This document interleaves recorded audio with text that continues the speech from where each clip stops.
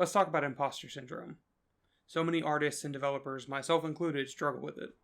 If you aren't aware, imposter syndrome is the feeling that some people have that their work or their achievements are either not good enough or they didn't deserve them. Imposter syndrome most commonly expresses itself in a feeling of uneasiness, like when someone compliments your work or you do something you think you should be proud of, but for some reason you feel like you didn't earn it. I feel this way all the time. It's like in my head I keep telling myself that I'm not a real developer, whatever that even means.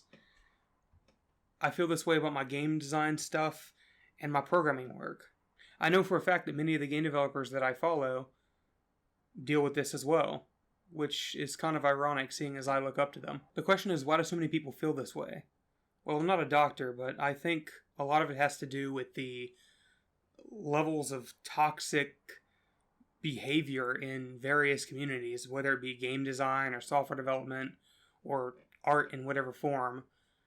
I, for instance, have been told several times that I'm not a real artist because my work is digital, or that I'm not a real game developer because my work relies heavily on marketplace assets, or something similar. I don't understand these types of people that say this kind of stuff. We all just want to create, we just all have different ways of doing it. A term I hate more than any other is asset flip. That doesn't mean anything anymore. There's only one type of thing that is actually an asset flip, and that's a game that is legitimately stolen, the whole concept, the idea, everything, and rebranded and resold using assets. That is an asset flip. You know what is not an asset flip? Any game that just happens to use assets from a store. Like, I don't know, PUBG for instance. I saw an article one time that claimed that was an asset flip, which is ridiculous. What? Love the game or hate it, anyone that says that's an asset flip is ridiculous. I personally believe that the future of game development is going to rely heavily on stores like the Unreal Engine Marketplace. It makes so much more sense economically for a studio of a smaller size to buy assets than to pay an artist to make them. I personally have over 300 asset packs right here in various forms. I could never pay an artist to produce those. It also makes more sense economically for the artist. They can make much more money by creating an asset pack and putting it on a store to sell to multiple studios than to produce it for a studio for a one-time project. I mean, how many times does a rock need to be remodeled? It doesn't make any sense for it to be redone thousands of times. Don't we have enough, readily available? Of course, there are always going to be purpose-built assets that need to be made for particular use cases. But 90% of assets can be reused. There's just this disgusting superiority complex that some developers have. They talk about creating every model by themselves or every texture, as if it makes a better product in the end, and it usually doesn't. 90% of indie devs should not be producing their own art.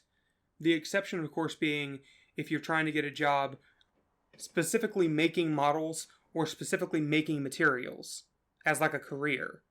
Otherwise, you're just wasting your most valuable asset you have, time.